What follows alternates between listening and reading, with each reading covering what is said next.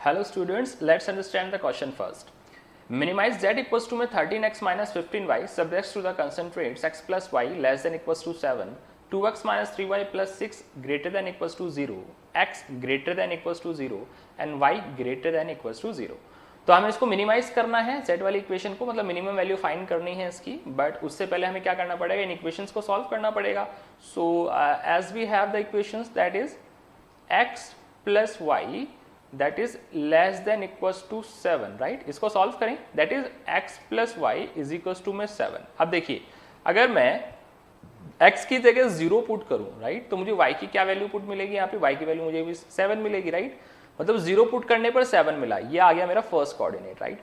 Secondly अगर मैं अब y की जगह 0 पुट करूं तो x की वैल्यू 7 मिल जाएगी. तो एक कोऑर्डिनेट मुझे क्या मिल गया कि अगर मैं y की जगह 0 पुट करूं तो मेरे पास x की वैल्यू निकल कर आएगी 7. तो सेकंड कोऑर्डिनेट मेरे पास आ गया, दैट इज 7 एंड 0. तो सेकंड कोऑर्डिनेट मेरे पास आ गया, दैट इज 7 एंड 0. ये दो कोऑर्डिनेट आ गए मेरे पास, राइट. ये first coordinate 0 7, second coordinate 7 and 0. अब नेक्स्ट इक्वेशन की बात करते हैं, दैट इज 2x माइनस का 3y प्लस 6 कितना है, ये greater than equals to 0, that is 2x minus में 3y plus 6 is equals to में 0. अगर यहाँ x की जगह 0 पुट किया जाए तो देखो ये 0 हो गया, ठीक है. 6 को वहां ट्रांसफर करेंगे तो माइनस का हो गया, तो 3 2 6, तो y की वैल्यू क्या निकल कर आई, y की वैल्यू निकल कर आई 2.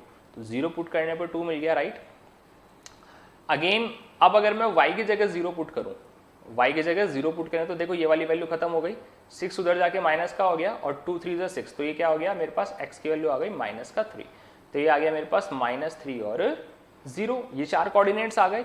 सेकेंडली बात करता हूँ ये वाला, तो that is x is greater than equals to 0 and y is greater than equals to 0. तो इसका मतलब यहाँ पर x क्या हो गया, 0 हो गया.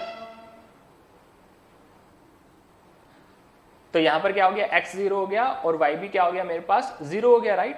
तो अब हमारे पास ये जो चार कोऑर्डिनेट्स हैं, इन कोऑर्डिनेट्स को ग्राफ पे प्लॉट करते हैं. तो ग्राफ पर प्लॉट करेंगे तो देखिए मेरे पास कुछ इस तरह की इमेज निकल कर आएगी.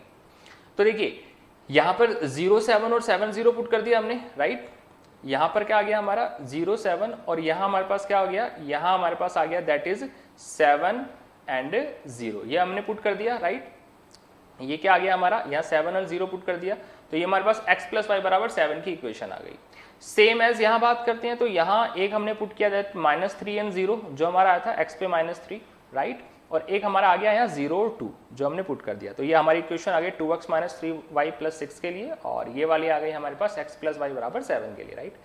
ये दोनों एक दूसरे को इस वाले पॉइंट पे इंटरसेक्ट कर रहे हैं, और वो पॉइंट क्या है, दैट इज 3 एंड 4, ठीक है. शेडेड रीजन की अगर अपन बात करते हैं तो देखो यहाँ पे 0 लेस देन इक्वल्स टू 7 की बात करें तो ये क्या आ गया, ये हमारे पास ट्रू बन रहा है, राइट.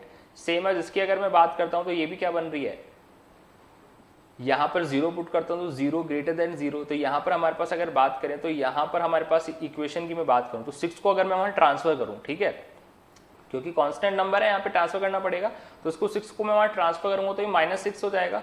तो 0 ग्रेटर देन -6 ट्रू है, तो इसका मतलब यहाँ पर क्या आ जाएगा, ये भी अंटरनल वाला पार्ट शेडेड होगा. मतलब दोनों इक्वेशंस के अंदर ट्रू की कंडीशन आई है, दोनों में क्या आई है, ट्रू की कंडीशन. तो मतलब ओरिजिन इंक्लूडेड वाला पार्ट दोनों के अंदर क्या होगा, शेड होगा. तो ये कॉमन पार्ट आ गया, ठीक है. कॉमन पार्ट के अपन पॉइंट्स देखते हैं, तो ये हमारे पास 4 कॉर्नर पॉइंट्स आ गए. कौन कौन से, एक तो आ गया ये वाला, राइट, एक आ गया ये वाला कॉर्नर पॉइंट, एक आ गया ये वाला और एक आ गया ये वाला. तो ये 4 कॉर्नर पॉइंट्स आ गए हमारे पास. तो कॉर्नर पॉइंट्स की मैं बात करता हूं तो मेरे पास ये 4 कॉर्नर पॉइंट्स निकल कर आ गए, और z की मेरे पास इक्वेशन है दैट इज 13x माइनस का 15y, राइट.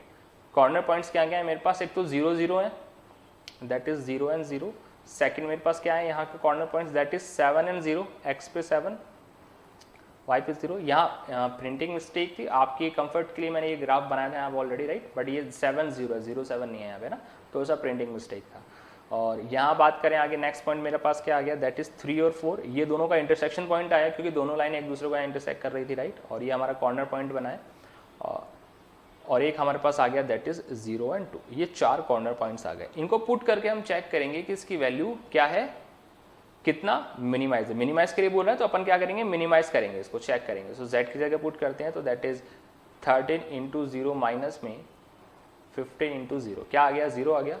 नेक्स्ट बात करें, 13 इंटू 7 माइनस में 15 इंटू 0 कितना आ गया ये 70 और 21 80 90 कितना आ गया ये हमारे पास 91 आ गया राइट। नेक्स्ट बात करें दैट इज 13 इंटू में 3 माइनस में 15 इंटू में 4 यहाँ पर क्या वैल्यू आ जाएगी 13 दूनी 26 13 तिया 39 39 तो यहाँ आ गया और 15 चौक 60 यहाँ आ गया राइट। तो कितना आ गया 60 एंड 40 100 ये आ गया हमारे पास 99। नेक्स्ट देखते हैं 13 इंटू में 0 माइनस में 15 इंटू में 2 दैट इज 15 टू 30 आ गया। क्या आ गया ये 30 ये आ गया हमारे पास माइनस का मिनिमाइज पूछा है तो मतलब -30 आ गया सबसे छोटी वैल्यू मिनिमाइज का मतलब यही हुआ राइट। और किस पे निकल रहा है ये 0 और 2 पे तो 0 2 पे मिनिमाइज हो गया कितना हुआ दैट इज माइनस का 30 0 2 पे देखें माइनस का 30 यानी option number 1 is the correct option. Thank you so much I hope you understand the question.